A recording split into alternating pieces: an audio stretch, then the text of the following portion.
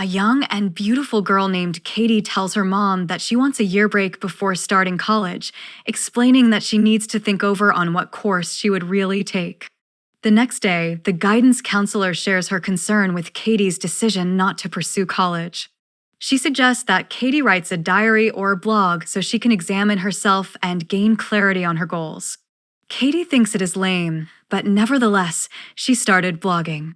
In her blog, Katie reveals a secret, the reason why she wants to take a year's break. And the reason is to spend more time with an older neighbor named Dan.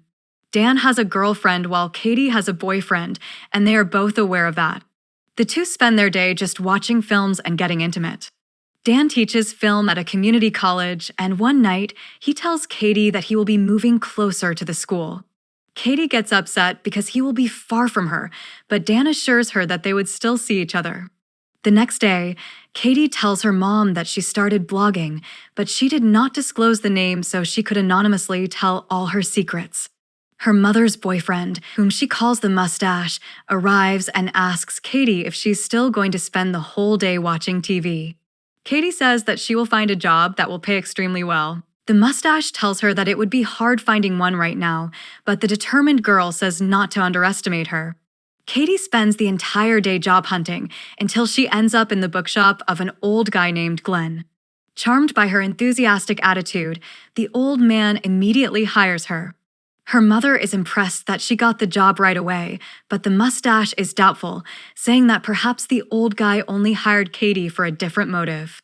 Disgusted, Katie heads to her room and starts blogging. Moments later, her boyfriend Rory comes in, and they immediately get into action. The next day, Katie goes to Dan's house, but he already left without saying goodbye. In order to see him, Katie needs a car, so she goes to her father Doug and asks him to keep his promise of buying her a car after her graduation. Doug responds with her promise that she will stay an innocent little angel, way different from what she is now. Going home, Katie receives a voice message from someone named Joel who once tutored her on math. He asks if he could meet with her, but Katie just ignores it. Katie's rich best friend Jade just arrived from vacation, and they spend their time smoking in the cemetery and partying all night. Katie checks her blog, which has now more than 14,000 visitors, and she's happy that more people find her story interesting.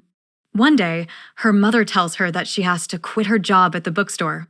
It turns out that the mustache run a background check on Glenn and finds out that Katie's boss is a sex offender. To avoid hurting the old man's feelings, Katie calls him and lies about getting a job at a law firm. No Dan, no car, and no job. This made Katie feel miserable. Until one time, someone calls her, offering her a job as a nanny. She immediately tells her mom about the good news, saying that she now has a job and her boss will let her use a car. The next day, Katie goes to her boss' house and meets his wife, Margaret. Although she has zero experience with newborns, Katie accepted the job. Her trial by fire begins when Margaret immediately tasks her with cleaning her baby's poop. One day, her boss Paul returns from a business trip. Paul interviewed Katie before for the college admission, and after learning that she didn't pursue it, he called her to offer the nanny job. Margaret gives Katie her salary, implying that she can leave early as she and Paul still have to do some hanky-panky. Dan still hasn't called Katie for more than a month already, and it's making her depressed. She suddenly gets a call, but it is from Joel again, so she hangs it up. Finally, she gathers the courage to break their rule and call Dan herself. Dan answers, but he is not quite enthusiastic hearing her. Katie begs to see him again, saying that she will do anything that will please him.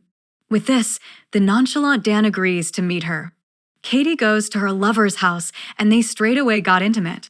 She tells Dan to break up with his girlfriend and be with her, but the lover boy is hesitant because of Katie's age. The young lady says they can keep it a secret from their friends and family. Dan then admits that he is already engaged to his girlfriend. Katie realizes that the reason Dan moved out is so he could live together with his fiancé. She goes home devastated and later finds her boyfriend waiting for her at their house. When asked why she is crying, Katie runs to her bedroom. Rory goes after her, and when he angrily asks what happened, Katie confesses that she slept with someone else. Rory got furious and is about to hit her, but Katie managed to kick him. Her mother's boyfriend comes in to the rescue and kicks Dan out of the house. Katie felt depressed for days, but in her blog, she is hopeful that something wonderful could still happen in her life. Paul and his wife hold a Christmas Eve party at their house. Katie goes to get an ice when she accidentally holds hands with her boss Paul. Paul jokes that his wife might become suspicious about them, and they both shrug it off. At home, Katie, who had previously been feeling down, now seems to be smiling. She later receives another voice message from Joel, and she starts to become curious about him. The next day, Katie exchanges gifts with her dad and his girlfriend. Doug gives her a card and recounts the time when Katie's mother kicked him out of their house right before Christmas. He says that Katie clung to him and was screaming, but Katie claims that she does not remember it. Katie is spending Christmas night alone in her bedroom when her mother and the mustache comes in to tell her that they are getting married. Katie later tells Rory about it, and she asks him to come and comfort her. However, Rory confesses that he had been sleeping with Katie's best friend Jade ever since. Katie receives a text message from Joel, and she finally decides to meet with him. Joel tells her about his attempt to end his life before, and he has been wanting to talk to Katie because she also went into depression when she was younger too. A phone call wakes Katie up in the middle of the night. It is from her father's girlfriend, telling her about the terrible news. At the hospital, Katie learns that Doug had a fall and suffered bleeding around his brain. Few days later, Doug succumbed to his death, and at his funeral, Katie is in tears as she recounts her unusual memories with her father. Margaret goes back to work, so that means Katie is left at home with the baby and Paul, who comes home during lunch. They talk about the death of Katie's father, and the young nanny is charmed by her boss' wisdom. Before leaving, Paul gives Katie her salary and a note telling her about the realities of adult life. Katie shows it to Joel, and her friend says her boss wants to get inside her pants. The nanny dismisses this, saying that Paul has a beautiful wife. Joel comments that Katie is promiscuous, so he asks if she was violated as a child. That's when Katie recounts what their neighbor did to her when she was 6. Joel advises her to get therapy, and so after telling her mom, she gets sent to Dr. Sherman. Katie tells her what happened when she was younger, claiming that it probably is the reason she is attracted to older men.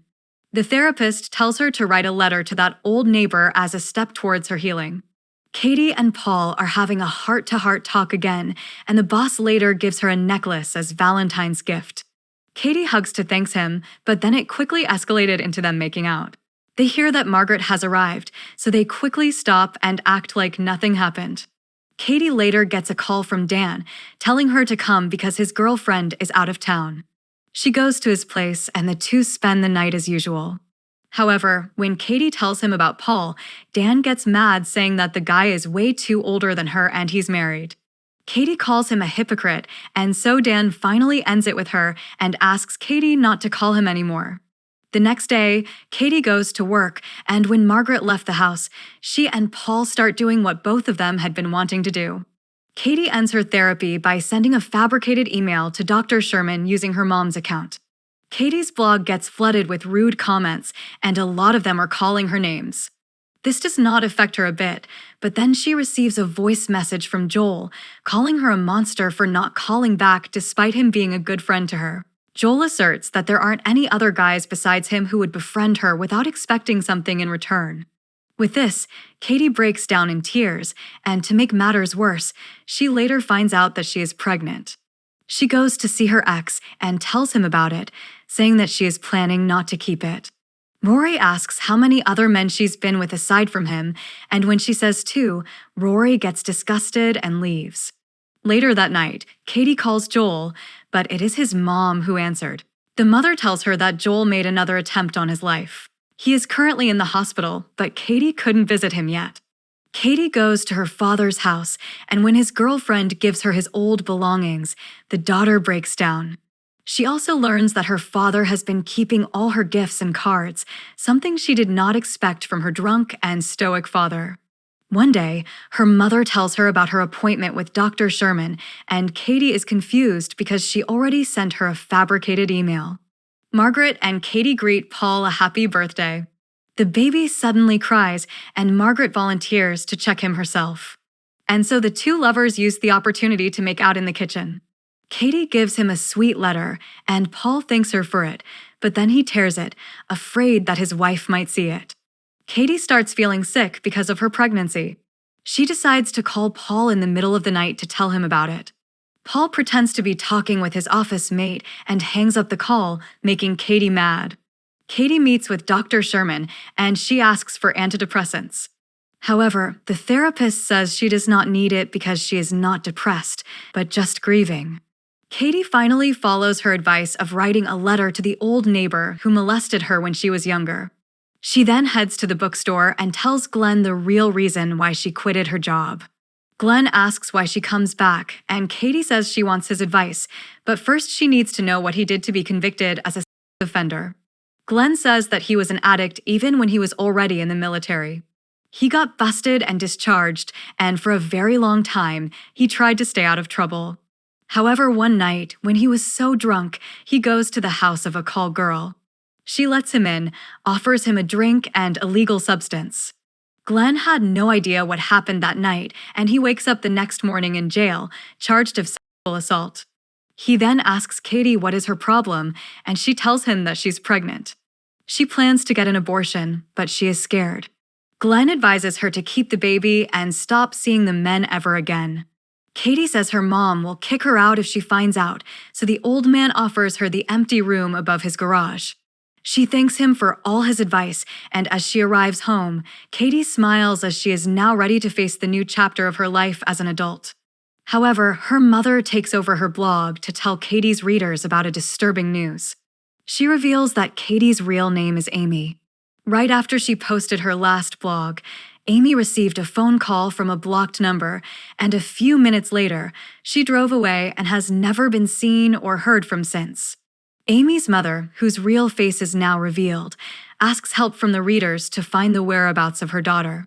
Katie changed her name and some details of the people in her blog so she could not be identified. Like Dan, whom she said is a film professor, actually works in a video store. Her best friend, whose real name is Noelle, is not actually a rich kid but a homeless addict. The investigator asks the couple whom Amy worked for, and Paul denies having intimate encounter with their nanny. Meanwhile, Glenn, whose real name is Roy, claims that he never saw Amy after that night. Amy's mother questions who would want to hurt her daughter, but then after reading all the hate comments and emails, she concludes that perhaps it is all of them. Did you like our movie recap? Please don't forget to like and subscribe to our channel. To be updated for new movie recaps, hit the notification bell.